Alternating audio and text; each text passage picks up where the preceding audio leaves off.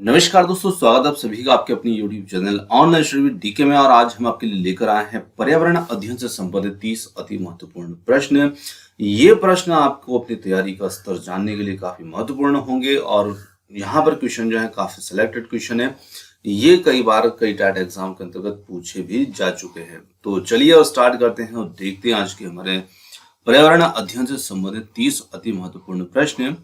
और आप भी अपना स्कोर यहाँ पर देख सकते हैं, कर सकते हैं। चलिए फर्स्ट क्वेश्चन की ओर बढ़ते हैं। निम्नलिखित में से कौन सी खुराक में प्रोटीन अधिक में नहीं है? 4 विकल्प आपके सामने हैं, आप अपना उत्तर कमेंट्स में जरूर दीजिएगा। पनीर, दालें, शुद्ध घी या मांस, 4 में से कौन सा यहाँ पर ऐसा है जिसमें प्रोटीन अधिक में नहीं होता है? तो यहाँ पर हमारा जो सही उत्तर होगा वो होगा ऑप्शन थर्ड, शुद्ध घी। जी हाँ, घी जो होता है इसमें वसा की मात्रा सबसे ज्यादा होती है। तो यहाँ पर पनीर, दाल और मांस जो होंगे ये प्रोटीन के ऐसे सोर्स है जहां पर प्रोटीन जो होता है वो अधिक में होता है। तो घी हमारा यहाँ पर उत्तर होगा जिसमें प्रोटीन अधिक में नहीं है। चलिए अगले क्वेश्चन की ओर जाते हैं। अगले क्वेश्चन है, निम्नलिखित पौधों में से कौन सा वृक्ष का उदाहरण है? 4 पौधे दिए हैं, बरगद, गुलाब, मेहंदी, तुलसी। तो यहाँ पर एक जो बरगद है ये एक वृक्ष का उदाहरण है। बाकी अन्य 3 जो है ये गुलाब, तुलसी, मेहंदी, ये जो है छोटी झाड़ियां हैं या छोटे पौधे हैं। तो क्योंकि इनकी ऊंचाई ज्यादा नहीं होती है और बरगद जहां पर बहुत ऊंचा तक जा सकता है, ये एक वृक्ष का उदाहरण होगा। अगला क्वेश्चन आता है, डीडीटी एक एंटीबायोटिक है, अनअपघटनीय प्रदूषक है, अपघटनीय उर्वरक है या डाइक्लोरो डाइफ्लोरो टाइटेनियम है? तो यहां पर हम कहेंगे डीडीटी जो होता है ये एक अनअपघटनीय प्रदूषक होता है क्योंकि ये हमारे वातावरण में से फिर नष्ट नहीं होता है, अपघटित नहीं होता है। चलिए अगले क्वेश्चन की ओर जाते हैं। यहां पर निम्नलिखित में से कौन सा प्राकृतिक परितंत्र नहीं है?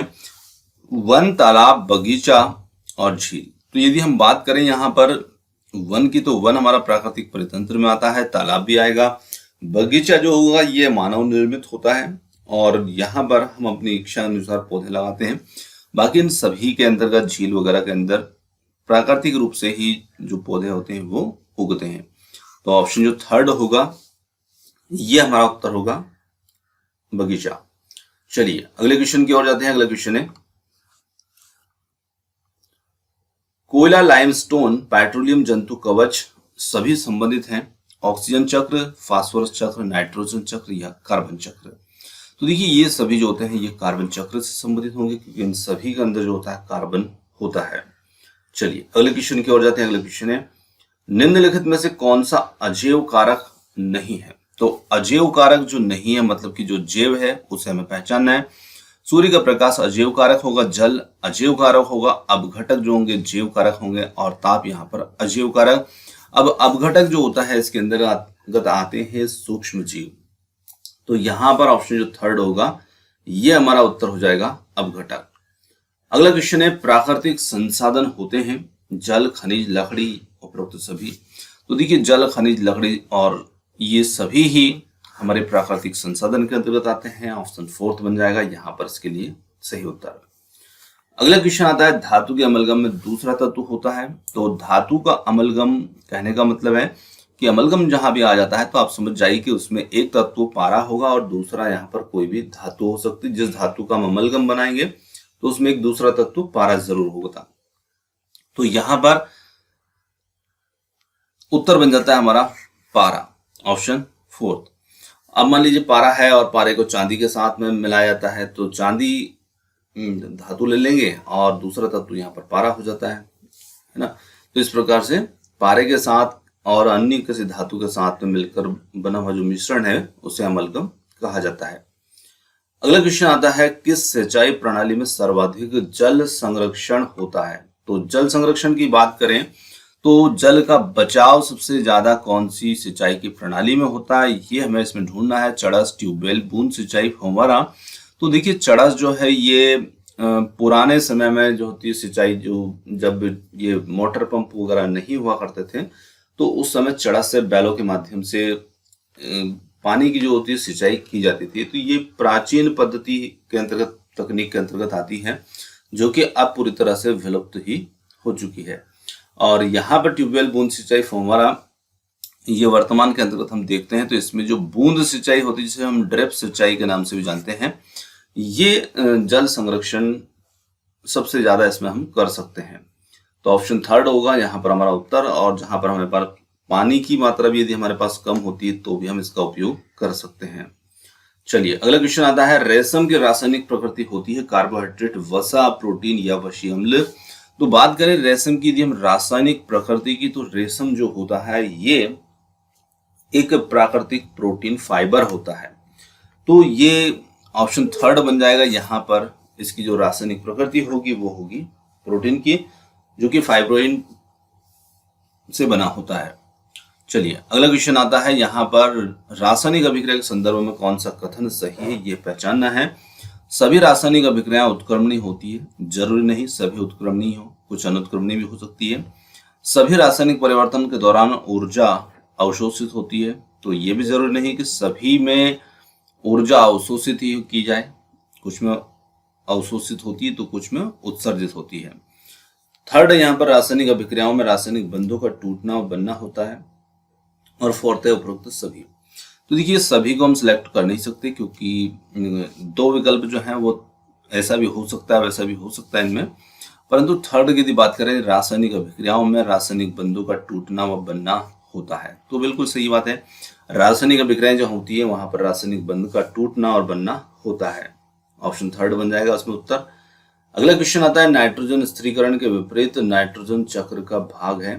तो नाइट्रोजन स्थिरीकरण के विपरीत नाइट्रोजन चक्र का भाग होता है विनाइट्रीकरण, है ना। क्योंकि नाइट्रीकरण में क्या होता है कि जो वायुमंडलीय नाइट्रोजन होती है उसे कुछ सूक्ष्म जीव जो होते हैं वो नाइट्रेट नाइट्राइट के रूप में स्थिरीकृत करते हैं और पौधों को उपलब्ध कराते हैं। जबकि विनाइट्रीकरण में क्या होता है, इसका विपरीत होता है।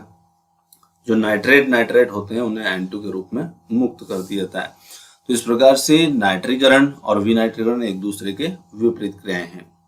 चलिए अगला क्वेश्चन आता है, एक झील में द्वितीय पोषण स्तर होता है, कवक, नितलक, जंतु प्लवक या पद प्लवक। तो यहाँ पर हम बात करेंगे जंतु प्लवक जो होते हैं ये झील में द्वितीय पोषण स्तर होते हैं। अब चाहे यहाँ पर जंतु प्लवक हो या फिर प्राणी प्लवक भी लिखा हो सकता है, तो आपको कोई दिक्कत नहीं, दोनों का मतलब एक ही है। चलिए अगला क्वेश्चन आता है, जल में किस रोगजनक सूक्ष्म जीव की उपस्थिति संदूषण की सूचक है। तो यदि हम यहाँ पर उस रोगजनक सूक्ष्म जीव की उपस्थिति को देखें तो कोलिफॉर्म जीवाणु या फिर क्लोरेटा स्पायरोगारा वाल्वॉक्स जो है, तो यहाँ पर जो कोलिफॉर्म जीवाणु होता है जल में, इसकी उपस्थिति संदूषण की सूचक होती है। ऑप्शन फर्स्ट बन जाएगा इसके लिए उत्तर। अगला क्वेश्चन है, निम्नलिखित में से कौन सा अपव्रज खरपतवार है, सोयाबीन, बाजरा, लोबिया या फिर पार्थिनियम। तो देखिए यहाँ पर यदि हम देखें तो जो ऑप्शन फोर्थ बनेगा पार्थिनियम, ये हमारा उत्तर होगा। अब पार्थिनियम जो होता है ऐसे आपने सभी ने देखा ही होगा, तो ये जो होता है जिसे हम हमारी क्षेत्रीय भाषा में कहते हैं गाजर घास। जी हाँ, गाजर घास जो होता है ना, उसी को पार्थोनियम हिस्टेरोफेरस भी कहा जाता है। तो यदि हम बात करें तो ये पार्थिनियम जो हिस्टेरोफोरस होता है, ये इसका वैज्ञानिक नाम है, ठीक है ना। और यही गाजर घास होता है, पार्थिनियम हिस्टेरोफोरस गाजर घास। अब इसको आपने देखा होगा, जहां भी ये होता है ना वहां ये फैलता ही जाता है। तो एक प्रकार से ये एक विनाशकारी खरपतवार होता है, मतलब जहां भी रहेगा वहां ये फैलता रहेगा और आसानी से ये खत्म भी नहीं होता है। और इसी के साथ साथ इसके कुछ दुष्प्रभाव जो होते हैं, जैसे हम इसके संपर्क में आ जाते हैं तो हमारे अंदर त्वचा संबंधी रोग, एलर्जी है, खुजली है वगैरह इससे भी देखने को मिलते हैं। थोड़ा सा इसका विषैलापन वाला प्रभाव भी होता है। चलिए अगले क्वेश्चन की ओर जाते हैं। अगला क्वेश्चन है, असत्य कथन का चयन कीजिए। तो परितंत्र के विभिन्न घटक अन्योन्य आश्रित होते हैं। ऊर्जा का हास एक परितंत्र में पोष स्तरों की संख्या को सीमित करता है। ओजोन क्षरण में CFC प्रमुख योगदान है और मानव क्रियाकलाप द्वारा उत्पन्न कचरा सदैव जैव निम्नकर्णी होता है। तो देखिए यहाँ पर यदि हम चौथे विकल्प की ओर जाते हैं तो यहाँ पर है सॉरी, मानव क्रियाकलाप के द्वारा उत्पन्न कचरा सदैव हमेशा ही निम्नकर्णी है। तो ऐसा नहीं होता है। हम कुछ कचरे को ऐसा भी उत्पन्न करते हैं या हमारे क्रियाकलाप में कुछ कचरा ऐसा भी उत्पन्न किया जाता है जो जैव निम्नकर्णी नहीं होता है। तो इसमें यदि हम देखें तो जैसे प्लास्टिक हुआ, पॉलीथीन हुआ, ये कुछ कांच है, तो ये कुछ ऐसे कचरे हैं जो जैव निम्नकर्णी नहीं होते हैं। तो यहाँ पर फोर्थ विकल्प हो जाएगा उत्तर। अगला क्वेश्चन आता है, यहाँ पर अशुद्ध जल को शोधित किया जाता है अवांछित रसायन को हटाकर, जैविक संदूषकों को हटाकर, गैसों को हटाकर, या उपरोक्त सभी को। तो देखिए जब आपको यहाँ पर निश्चित रूप से 1 2 मिल जाते हैं, विकल्प दोनों ही आ रहे हैं, तो निश्चित आपका उत्तर यहाँ पर बन जाता है उपरोक्त सभी, जिसमें अवांछित रसायन, जैविक संदूषक और कुछ जो हानिकारक गैसें होती हैं उनको भी हटाया जाता है अशुद्ध जल को शुद्ध करने में। चलिए फोर्थ विकल्प हो जाएगा उत्तर। अगला क्वेश्चन आता है, यहाँ पर वायु प्रदूषण के संदर्भ में असंगत को पहचानिए, मतलब जो भिन्न हो उसे पहचानना है। सुपोषिता, स्मॉग, अम्ल वर्षा, निलंबित कणिकी पदार्थ, एसपीएम। तो हमें यहाँ पर वायु प्रदूषण के संदर्भ में देखना है, ठीक है। तो वायु प्रदूषण के संदर्भ में स्मॉग भी आता है, अम्लीय वर्षा भी आती है, निलंबित कणिक पदार्थ भी आते हैं। सुपोषिता यहाँ पर जो होगा ये वायु प्रदूषण के संदर्भ में यहाँ पर भिन्न है। तो फर्स्ट विकल्प इसमें उत्तर बन जाएगा। अगला क्वेश्चन आता है, विश्व वन्य जीव सप्ताह मनाया जाता है सितंबर के प्रथम सप्ताह, अक्टूबर के प्रथम सप्ताह, या सितंबर के अंतिम सप्ताह, या फिर अक्टूबर के अंतिम सप्ताह। तो यदि हम बात करें विश्व वन्य जीव सप्ताह जो होता है ये अक्टूबर के प्रथम सप्ताह में मनाया जाता है और ये 2 से 8 अक्टूबर के मध्य में ये होता है, ठीक है। चलिए तो सेकंड विकल्प जो होगा ये हमारा इसमें सही उत्तर हो जाएगा। अगला क्वेश्चन आता है, पृथ्वी की सतह का निकट वायुमंडलीय परत है। तो बहुत सिंपल सा क्वेश्चन है, पृथ्वी की सतह का निकट हमारी जो सबसे वायुमंडलीय परत होती है वो होती है क्षोभ मंडल, और मौसम संबंधी घटनाएं जो होती है वो इसी परत में होती है। फर्स्ट विकल्प बन जाएगा उत्तर। अगला क्वेश्चन है, यहाँ पर निम्नलिखित देशों में से किस की जैव विविधता सर्वाधिक है। 4 देश दिए हैं, ब्राजील, दक्षिण अफ्रीका, रूस और भारत। तो यहाँ पर ब्राजील जो है वो पहले नंबर पर ही है जैव विविधता के रूप में। तो यहाँ पर सबसे ज्यादा जैव विविधता होगी ब्राजील की। फर्स्ट विकल्प इसमें उत्तर होगा। अगला क्वेश्चन है, निम्न में से कौन सा जल प्रदूषक नहीं है। तो उसे पहचानना है जो जल प्रदूषक नहीं है। उर्वरक, एरोसोल, पारा, लवण, पीड़कनाशी। तो यदि हम बात करें उर्वरक, एरोसोल, पारा, लवण, पीड़कनाशी में से, तो एरोसोल जो होगा ये एक जल प्रदूषक नहीं है, ये एक वायु प्रदूषक के अंतर्गत आता है। तो यहाँ पर उर्वरक, पारा, लवण और पीड़कनाशी ये जल प्रदूषक होते हैं। चलिए सेकंड विकल्प यहाँ पर उत्तर हुआ। अगला क्वेश्चन आता है, कौन सी प्राकृतिक आपदा नहीं है। भूकंप, शॉर्ट सर्किट से लगी आग, सुनामी, या फिर चक्रवात। तो देखिए शॉर्ट सर्किट से लगी हुई जो आग होगी ये प्राकृतिक आपदा नहीं है, क्योंकि ये मानव निर्मित है। हमने ही जो बिजली है उसे अपने घर में प्रयोग किया है, हमने जो उसकी केबल बिछाई है। तो शॉर्ट सर्किट जो होता है तो वो प्राकृतिक आपदा में हम उसको नहीं ले जा सकते हैं। तो सेकंड विकल्प बन जाएगा उत्तर। बाकी अन्य तीनों जो हैं ये प्राकृतिक आपदा में शामिल है। अगला काफी महत्वपूर्ण प्रश्न है और बहुत ही महत्वपूर्ण है ये प्रश्न। अमृता देवी बिश्नोई के त्याग के लिए प्रसिद्ध जो खेजड़ली गांव है ये कहां पर अवस्थित है। तो यदि हम इस गांव की बात करते हैं, जालौर, जोधपुर, चित्तौड़गढ़, बांसवाड़ा, तो ये स्थित है जोधपुर में, ठीक है ना। और यहाँ पर अमृता देवी बिश्नोई का गांव है खेजड़ली गांव, जहां पर पेड़ों की रक्षा के लिए इन्होंने अपना बलिदान दे दिया था। तो यहाँ पर सेकंड विकल्प जो होगा ये उत्तर हो जाएगा। अगला क्वेश्चन है, यहाँ पर प्रमुख संसाधन जो स्थल पर जीवन का निर्धारण करते हैं। तो देखिए जमीन, भूमि पर, स्थल पर जीवन का निर्धारण करते हैं। मृदा की प्रकृति, जल तापक्रम, या मृदा का पीएच। तो देखिए जल एक ऐसा संसाधन है जिसके बिना जीवन संभव नहीं है। तो यहाँ पर सेकंड विकल्प जो होगा ये हमारा सही उत्तर हो जाएगा। अगला क्वेश्चन आता है, हरित गृह प्रभाव किससे संबंधित नहीं है। तो वही पहचानना, हरित गृह प्रभाव जिससे संबंधित नहीं है। सुपोषण, पृथ्वी का औसत तापमान बढ़ना, त्वचा कैंसर प्रेरित करना, पृथ्वी की सतह से ऊष्मा की निकासी को रोकना। तो सुपोषण से ये संबंधित नहीं है, फर्स्ट विकल्प इसमें उत्तर होगा। अगला क्वेश्चन आता है, स्मॉग क्या होता है? ओजोन एवं धुआं, वाहन रहित प्रदूषक, कोहरा एवं धुआं, कोहरा एवं ओजोन। तो कोहरा और धुआं जो होता है यही स्मॉग होता है। ऑप्शन थर्ड हमारा उत्तर होगा।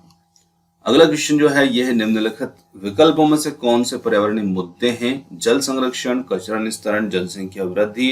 तो आप देखें तो ये तीनों ही पर्यावरणीय मुद्दे के अंतर्गत आते हैं। अब इसके हम कुछ विकल्पों को देखते हैं। तो विकल्प यहाँ पर दे रखे हैं 1 और 2 और 3। तो यहाँ पर जो चौथा विकल्प होगा जिसमें 1, 2, 3 तीनों ही दे रखे हैं, यही हमारा इसमें उत्तर होगा। चलिए अगला क्वेश्चन है, रमन को उसके पड़ोसी ने 4 किलो आंवला उपहार में दिया। वह मुरब्बा बनाने की योजना बनाता है, तो उसे किस तकनीक को अपनाने की जरूरत होगी? संरक्षण, परिरक्षण या फिर अपघटन या पाश्चुरीकरण। तो देखिए रमन यहाँ पर जो है आंवला बनाएगा, मुरब्बे बना रहा है आंवले से, तो निश्चित रूप से उसे यहाँ पर परिरक्षण तकनीक की आवश्यकता होगी। ऑप्शन सेकंड जो होगा ये हमारा उत्तर होगा। अब परिरक्षण जिसमें हम खाद्य पदार्थों को लंबे समय तक खाने योग्य बनाकर रख सकते हैं, उसे हम परिरक्षण कहते हैं। चलिए अगला क्वेश्चन है, निम्नलिखित में से कौन हमारे पर्यावरण के अपघटन के लिए उत्तरदायी नहीं है? ठोस अवशिष्ट फेंकना, वन उन्मूलन, वन रोपण या जीवाश्म ईंधन का उपयोग। तो देखिए यहाँ पर हमें देखना है जो हमारे पर्यावरण अपघटन के लिए उत्तरदायी नहीं है, यानी कि हमारे पर्यावरण को नुकसान न पहुंचाने के लिए उत्तरदायी नहीं है, और वो होगा वन रोपण। क्योंकि वन रोपण हम करते हैं तो निश्चित हम पर्यावरण के अनुकूल चल रहे हैं, पर्यावरण के लिए काम कर रहे हैं, तो यहाँ पर वन रोपण हमारा उत्तर हो जाता है। तो इस प्रकार आज के हमारे जो 30 प्रश्न थे पर्यावरण से संबंधित ये समाप्त होते हैं। और क्वेश्चन आपको कैसे लगे कमेंट्स करके जरूर बताइएगा। वीडियो पसंद आया हो तो वीडियो को लाइक, शेयर, चैनल को सब्सक्राइब करना मत भूलिएगा। आपने समय दिया उसके लिए बहुत बहुत धन्यवाद। Thanks for watching. मिलते हैं जल्द ही एक और नए किसी वीडियो के साथ। धन्यवाद।